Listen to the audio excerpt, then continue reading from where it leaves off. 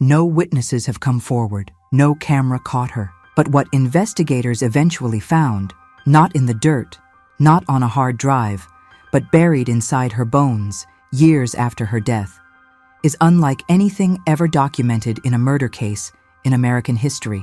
Imagine a Sunday morning in the Rocky Mountains of Colorado. The air is thin and cold, even in May, the kind of cold that bites at your fingers when you grip a bicycle handlebar. The roads out of Salida are empty at that hour, just asphalt cutting through high desert scrub, the Saguache Range rising in the distance, white-capped and indifferent. A woman puts on her helmet, steps outside, and rides out into that postcard landscape alone. Her name is Suzanne Morphew. She is 49 years old. She has 2 daughters she adores, a house she's made into a home, a faith she's leaned on through hard years, and a marriage that, behind closed doors, has been quietly falling apart for a long time. Today is Mother's Day. She will never come home. What happened on that road, on that specific stretch of Colorado Highway 50, on that specific Sunday afternoon, is still officially unknown. No witnesses have come forward. No camera caught her. No one heard anything. But what investigators eventually found, not in the dirt, not on a hard drive, but buried inside her bones, years after her death, is unlike anything ever documented in a murder case in American history. A drug used to sedate deer, a dart gun locked in a home safe, a husband whose phone went dark at exactly the wrong time, and a case that collapsed once, rebuilt itself from the ground up, and is now finally heading toward a jury. This is the story of Suzanne Morphew, and it is far from over. To understand this case, you have to understand the world Suzanne and Barry Morphew built together, and the world they were living in by the time she disappeared. Barry and Suzanne had been married since 1994. They met in their 20s, built a life in Indiana, raised 2 daughters, Macy and Mallory, and by all outward appearances were a successful, tight-knit family. Barry ran a landscaping business. Suzanne managed the books, kept the home, went to church. They were comfortable. They were established. They were the kind of couple that seemed, from the outside, to have figured it out. In 2018, they made a decision that changed everything. They left Indiana and moved to Maysville, Colorado, a tiny, unincorporated community in Chaffee County. Population in the low hundreds, sitting at the base of the Rocky Mountains about 2 hours southwest of Denver. The kind of place people move to when they want to start over, or slow down, or simply breathe different air. Barry threw himself into the community immediately. He started a new landscaping company, Sunset Farms. He hired local workers. He became a volunteer firefighter at the Maysville station. He was visible, engaged, the kind of neighbor who waves from across the street and means it. Suzanne was different, quieter. She had friends, she had her church, she had her daughters' lives to stay connected to even from a distance. But people who knew her in those Colorado years describe a woman who seemed somewhat removed, someone who was going through motions she wasn't entirely sure she believed in anymore. Because behind the house and the horses and the mountain views, something between Suzanne and Barry had broken, or maybe had never been fully intact to begin with. We know this not from rumors or speculation, but from her own words she sent in text messages. Suzanne Morphew wanted out of her marriage. 4 days before she disappeared, Suzanne sent Barry a text message that investigators would later recover from a forensic download of his phone. He had deleted it, but deletion in the digital age is rarely permanent. The message read, "I'm done. I could care less what you're up to and have been for years. We just need to figure this out civilly." This was not a fight. This was not heat-of-the-moment anger. This was a woman who had made a decision and was communicating it clearly. The word years is the one that lands hardest. Not weeks, not months, years. Suzanne had also been keeping private notes, journal-like entries, documenting problems in the relationship. She had told a close friend, in no uncertain terms, that she intended to file for divorce. And she had been carrying on a 2-year romantic relationship with a man who lived out of state, someone she had known from her earlier life, someone she had quietly reconnected with. She was not, in other words, a woman who was content. She was a woman in the middle of reconstructing her life, privately, carefully, but with real momentum. On May 9th, 2020, the Saturday before Mother's Day, at 2:11 in the afternoon, Suzanne sent a text message to the man she was seeing. It was the last message she ever sent to anyone. After that, her phone went dark. The following morning, she went for a bike ride, and she never came back. Here's what I want you to think about before we go any further. We live in an age where we are more connected to the people we love than at any point in human history. Texts, location sharing, social media, smartwatches that track our heartbeats. And yet people still vanish, still disappear from roads in broad daylight, from houses in quiet neighborhoods, from lives that looked perfectly ordinary from the outside. When was the last time you actually knew, with certainty, where the person closest to you was at every hour of every day? And here's the harder question. Could someone close to you simply be gone and no one notice for hours? Because that's exactly what happened here. May 10th, 2020. Mother's Day. Barry Morphew leaves the house early. He later tells police it was around 5 a.m. while Suzanne was still asleep. He has a work trip to Broomfield, Colorado, about 4 hours round trip. He says it was pre-scheduled, unavoidable, that he kissed his wife before he left and expected to be home by mid-afternoon. By late afternoon, their daughters, who are not living at home at this point, are trying to reach their mother. No answer. They call Barry. Barry calls a neighbor and asks them to go check on the house and to look for Suzanne's bike.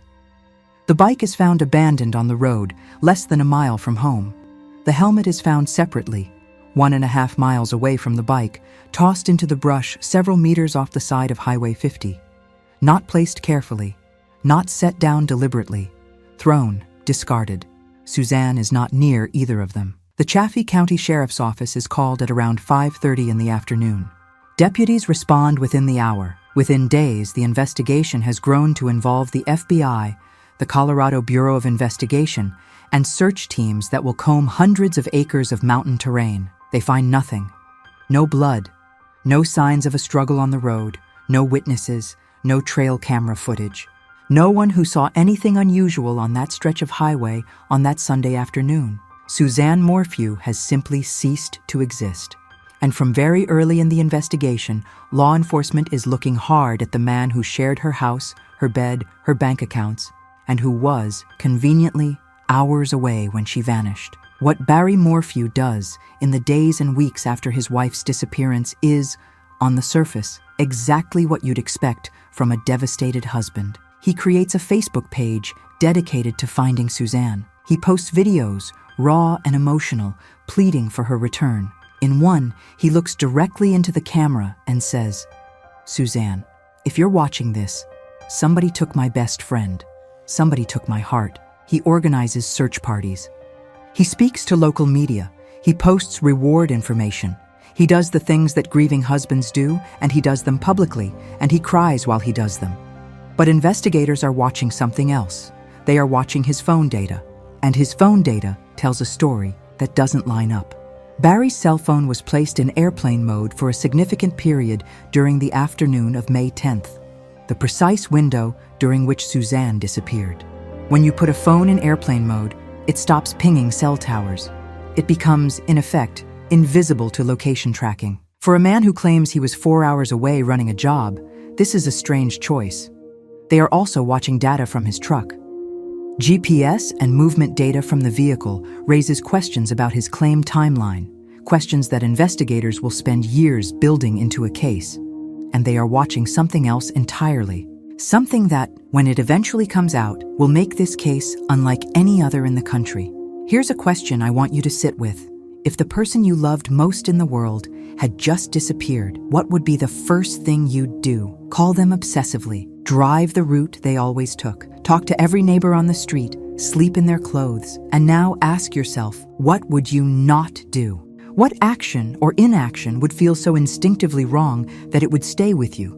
Something you couldn't explain, but couldn't ignore, because the investigators working this case had that feeling very early. And eventually, they found the science to back it up. Let's talk about BAM. BAM stands for Butorphanol, Azaperone, and Medetomidine. It is a 3-drug combination used exclusively in wildlife management. It is administered by dart or by syringe, and it works fast. Within minutes, a deer can be sedated completely, rendered unable to move, held in that state for examination or relocation, then revived with a reversal drug. BAM is not available at any pharmacy. It is not prescribed for human use under any circumstances.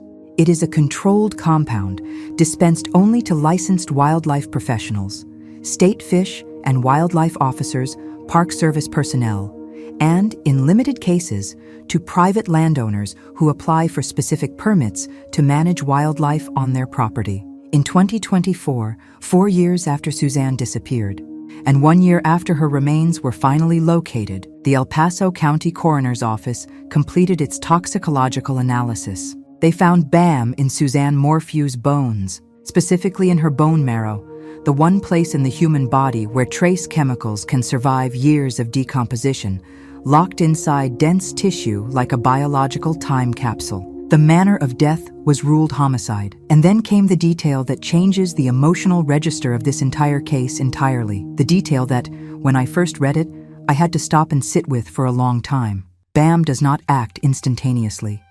It takes several minutes to fully sedate a large animal. And a human being, receiving a dose calibrated for a deer or an elk, would not lose consciousness immediately. They would feel something. They would know something was happening.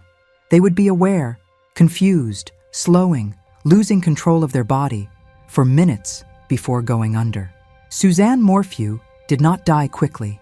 She was conscious or semi-conscious for some period of time after being injected. She knew something was wrong, and she could not stop it. Now here's the fact that connects all of this to Barry Morphew specifically. And I want you to understand how narrow this connection is, because it is almost without precedent in forensic evidence. Investigators cross-referenced the prescription and distribution records for BAM in the state of Colorado. They checked every licensed wildlife officer, every ranger, every permitted private citizen, every entity that had obtained, dispensed, or possessed this compound in the region surrounding Salida and Chaffee County between 2017 and 2020. Only one private citizen in that entire area had a permit for BAM: Barry Morphew. He had obtained the permit legitimately for use on his property in Indiana. He had used the drug before, legally, to tranquilize deer. He had kept the equipment, a tranquilizer rifle and packages of darts, in a locked safe in the Maysville home. He had told investigators in the early days of the investigation that he had used the compound just 1 month before Suzanne's disappearance to sedate a deer near the breezeway of their house. He knew the drug. He knew the dosage. He knew the equipment. He knew the timeline. And he was the only person in the region who had it. Here's the question I keep coming back to, and I think it's the one the jury will come back to as well. When does coincidence end and culpability begin? One man, one drug, one dead woman, and a distribution record showing that no other private citizen in that region had access to the compound she was killed with. That is not a circumstantial thread. That is a chain. In May 2021, Barry Morphew was arrested at his home and charged with first-degree murder, tampering with a deceased human body, and attempting to influence a public servant. He was taken into custody. Bond was denied. The case began moving toward trial, and for a moment, it looked like justice might actually be straightforward here. It was not. In April 2022, just weeks before the trial was scheduled to begin, the case collapsed in the most humiliating and damaging way possible. Not because of anything Barry Morphew's defense did, but because of what the prosecution failed to do. The prosecution had withheld evidence from the defense, not minor evidence, not a tangential detail. They had failed to disclose the existence of DNA from an unidentified male found inside the glove box of Suzanne Morphew's SUV. This is called a Brady violation, named after a Supreme Court case that established the fundamental principle that prosecutors must share all potentially exculpatory evidence with the defense. Withholding such evidence is not just unethical, it is unconstitutional. It is the kind of violation that can, and in this case did, bring an entire prosecution down. The judge ruled that several key prosecution witnesses were barred from testifying as a sanction for the misconduct. The prosecution, recognizing they could no longer proceed, dropped all charges. Barry Morphew walked out of the courthouse a free man. The lead prosecutor, Linda Stanley, was subsequently disbarred by the Colorado Supreme Court, not only for her conduct in this case, but for a documented pattern of misconduct across multiple prosecutions. Her law license was revoked entirely. Let that sit for a moment. A woman is dead. her suspected killer is free. And the attorney who was supposed to represent justice is now barred from ever practicing law again. Let me ask you something genuinely uncomfortable. What do we owe the victims when the system meant to protect them becomes the thing that fails them? When it's not the defense that wins, but the prosecution that loses? And where does that leave Suzanne? For 3 years, from May 2020 to September 2023, Suzanne Morphew was missing in both senses of the word. Her legal status was unresolved. Her physical remains were somewhere in Colorado, but no one knew where. Search teams had covered enormous amounts of terrain. Tips had come in and been investigated and gone cold. The case file grew. The answers didn't. In September 2023, agents from the Colorado Bureau of Investigation were conducting an unrelated operation in Saguache County, a flat, remote stretch of land about 40 miles south of the Morphew home, near the edge of the San Luis Valley. They found human remains in a shallow grave. Dental records confirmed it within days. It was Suzanne, but the forensic examination of the site added something new and deeply unsettling to the picture. The remains had not decomposed at this location. The distribution of the bones, the soil composition beneath them, the insect evidence, all of it told a consistent story. Suzanne's body had decomposed somewhere else first, and then been moved here. Transported to this grave after the fact, possibly long after. She had been moved at least twice. Think about what that requires. Not just the act of killing someone, but the sustained, deliberate effort to manage a body over time, to monitor it, to decide at some point that it needed to be relocated, to transport human remains across 40 miles of Colorado landscape and bury them in land remote enough that they might never be found. That is not a crime of passion. That is not a spontaneous act. That is premeditated management of a homicide, executed over months or years by someone who was paying attention and who had something very specific to lose. What kind of person does that? And what were they so afraid of finding out? Here's where I want to pause and drop a question directly into the comment section. Right now, before we go any further, tell me where you're watching from. City, state, country. I genuinely want to know. Drop it in the comments, and I'll be reading every single one. And if this is your first time on Close Circle Crime Stories, welcome. We do this every episode. We cover the cases that don't get the spotlight they deserve. We go deep.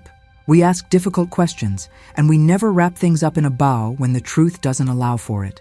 If that's the kind of true crime content you've been looking for, hit subscribe. It costs you nothing, and it helps us keep making this. Investigators never stopped working the Morphew case, even after the charges were dropped.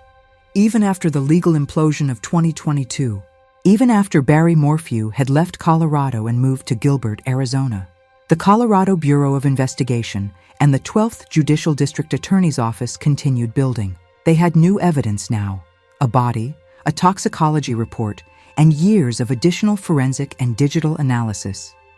They had experts who had reviewed everything from GPS data to phone records to financial transactions. They had a clearer picture of the timeline, the motive, the means.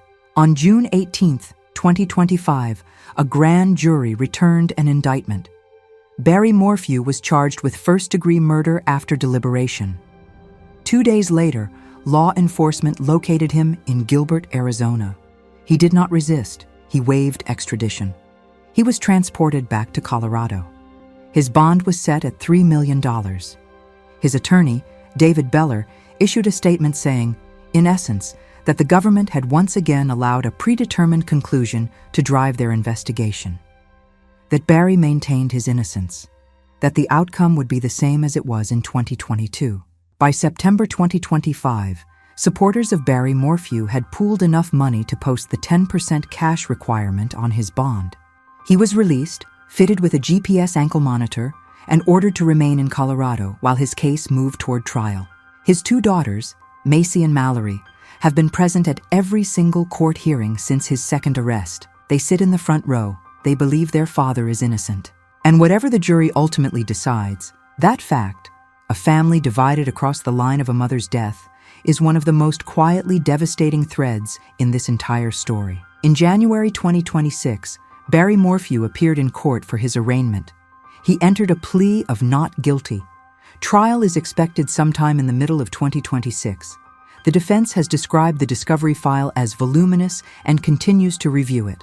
The prosecution, led by District Attorney Ann Kelly, has said publicly that the evidence in this case is overwhelming. And still, the unidentified male DNA from Suzanne's glove box has not been explained, has not been publicly attributed to any named individual, has not been removed from the case file. It is still there, waiting. Here is my final question before I give you my analysis, and I want you to take it seriously. If you were sitting in that jury box, not watching this video, not scrolling through Reddit threads about the case, but sitting 12 feet from Barry Morphew with the weight of a verdict on your shoulders, would you convict? What would you need that you don't yet have? And what would you be willing to accept as enough? Now let me tell you where I actually stand. I've spent a significant amount of time with the publicly available documents in this case. The grand jury indictment, the coroner's report, the court records from both prosecutions, the forensic analysis summaries that have been reported by outlets who've seen the full investigative file. And I want to be honest with you, because I think this case deserves honesty more than it deserves a clean narrative.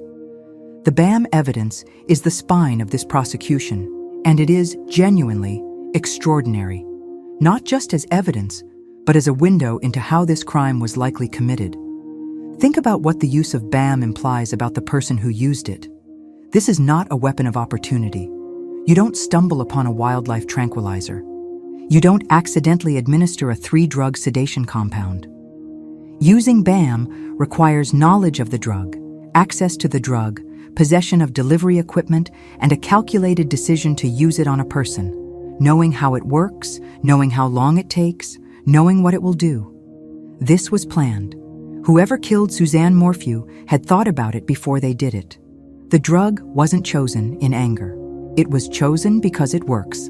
And the documented record shows, with extraordinary specificity, that only one person in that region had legal access to that drug at the time of Suzanne's death.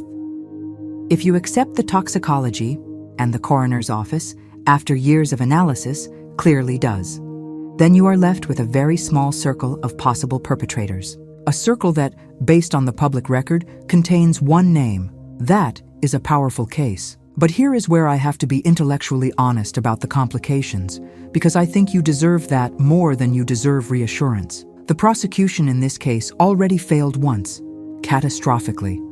A lead prosecutor withheld evidence so significant that it ended the entire trial before it started, and then lost her law license for it. That is not a footnote. That is a fundamental indictment of the institution that is now, once again, asking a jury to trust it. Institutions don't rebuild credibility by promising they've changed. They rebuild it by showing, over time, that the failure was an exception, not a pattern. And in a case with this much prosecutorial history, that is a harder argument to make. And then there is the DNA, an unidentified male, in the glove box of Suzanne's car. It may be completely irrelevant. A contractor who worked on the vehicle, an innocent explanation that was never properly communicated to the defense, or it may be something else entirely. The prosecution doesn't get to decide what is and isn't significant before the defense has reviewed it. That is precisely the lesson of 2022, and precisely why this second prosecution has to be held to an even higher standard. Here is the principle I keep coming back to, and I think it is the most important thing I can leave you with. The most dangerous thing in any criminal case is not the evidence you have. It is the evidence you don't fully understand yet. The BAM is damning. The timeline is suspicious. The deleted text, the phone in airplane mode, the body that was moved twice, all of it points in one direction. But a jury does not convict on direction. A jury convicts on proof. And in this case, proof still has to survive a defense that will, without question, point to every institutional failure, every procedural error, and every unanswered question it can find. This trial is coming. And when it does, when opening statements begin, when the toxicologist takes the stand and explains in clinical detail how BAM was found in a woman's bones 3 years after she was buried in a field, this channel will be here. We will cover every development, every motion, every piece of testimony that becomes part of the public record, because what happens in that Colorado courtroom matters beyond Barry Morphew's fate. It matters for Suzanne, for Macy and Mallory. For every family that has ever watched a case collapse and wondered if they would ever see the inside of a courtroom again. Suzanne Morphew got on her bike on a Sunday morning and went for a ride in the mountains she had moved across the country to be near. She had plans, a divorce she was working toward, a relationship she had invested in, daughters she loved, a future that, whatever it looked like, was entirely hers to build. She deserved to build it, and she deserves to have someone paying attention now. Drop your city in the comments. Tell me what you think the jury will decide. Tell me what question you'd ask if you were in that box. I'll read every single one, and I'll see you in the next one.